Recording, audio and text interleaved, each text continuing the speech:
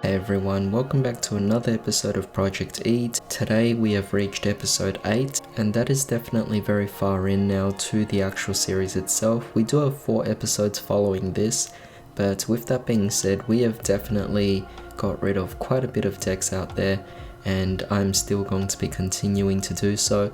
Even though we are pretty close to our goal now, I'm intending to go beyond that goal, given the current circumstances that we are in.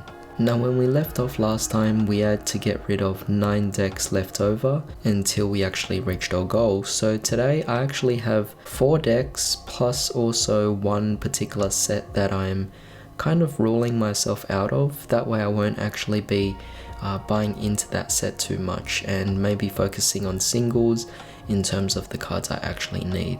So with that being said, let's begin right away. The first deck I'm going to be getting rid of here will be Invoked. So Invoked was a bit of an interesting archetype for me.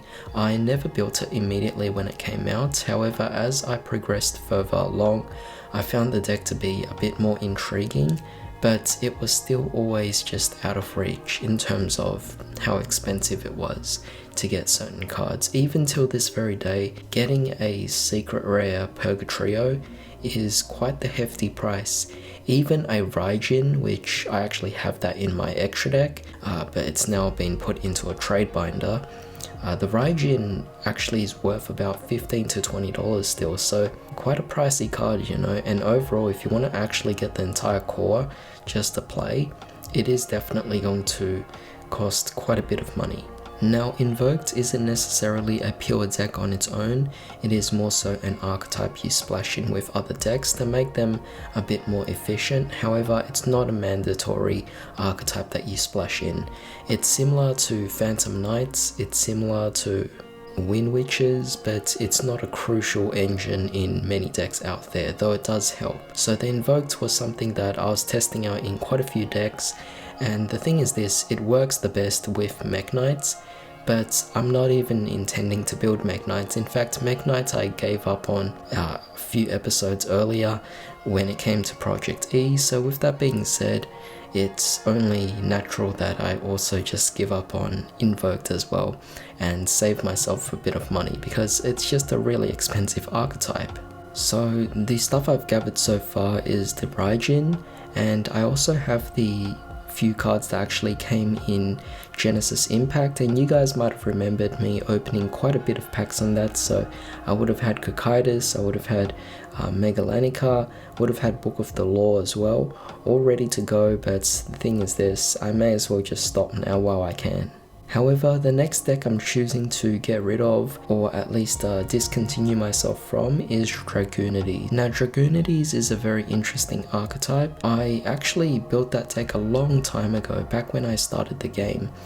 The first 3 decks I built when I got into Yu-Gi-Oh for the first time is Black Wings, Horus, Agents, and then Dragoonides, and this was back during the time when the structure deck came out, the first one. So it was a long time ago, but I eventually sold off the deck, and since then I've rebuilt it partially to a point where I actually have quite a few cards to actually play. I just don't have phalanxes, but even so I didn't want to invest myself too far in before I started to regret it. The cards were pretty much just rebooted in Ghosts from the Past, and soon it'll come in the Hidden Arsenal reprint as well. However, I didn't want to focus all my time and effort and energy into this particular archetype, diverting my actual attention from all of the other decks that I already own. So with that being said, I really wanted to just put a stop to it right now and just get rid of it because there are other decks I'd rather focus on. And in terms of a dragon deck, I'd much rather prefer to play Rockets over Dragoonides. Now next up, I am also going to be stopping myself from buying into Dawn of Majesty. Now Dawn of Majesty actually has quite a few archetypes actually being introduced there, but I'm not going to be going for them. The Despias just don't interest me. There's also some other archetypes as well. The only 2 archetypes I put an exception on is the Magikis and the Gunkan Suships. So the Gunkan Suships were something that seemed like a really cheap deck to build. It was mainly just all commons in the deck, so it wouldn't be really difficult at all to obtain all of those cards. Same thing applies for the magic keys. There weren't too many pricey cards in there, so by my calculations it shouldn't be too bad, and it's more so just decks I wanted to play for fun. But aside from that, every other archetype that's being introduced in that set, I'm not going to be going for. I'm basically keen on the fact of getting singles instead of actually buying the booster box itself to obtain the cards. Alright, so moving on here, these next two decks are definitely going to surprise you guys. The first of them is Magical Musketeers. Yes, so I actually did 2 profiles on this channel, including test hands as well, quite extensively to be honest, and although I did find the deck to be quite interesting to begin with, as I played along, it did have its certain traits that definitely just wasn't to my liking, and as a result I just decided to give up on them as well. The thing with the Magical Musketeers is they did have quite a very specific kind of playstyle where it was mostly trying to maintain your resources, and although it was really nice to actually do such a thing, it did feel a bit bland as I went along, and ultimately compared to a lot of the other decks I still owned, I would much rather play all of my other decks as opposed to the Magical Musketeers. So unfortunately I will have to say goodbye to this deck, and I'm pretty much going to be dismantling the deck and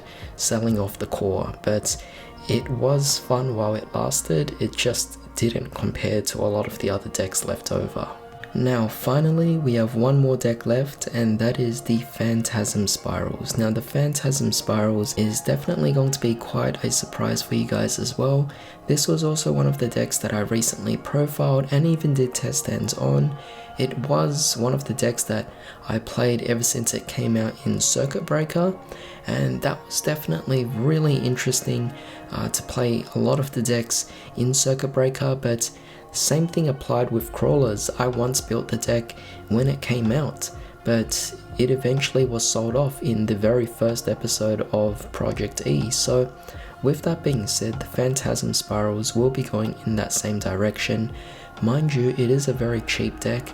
You can get everything for just under $5. In fact, it's not even worth anything to be honest. But the thing with this is that it's more so the fact that it's just diverting my attention away from all of my other decks.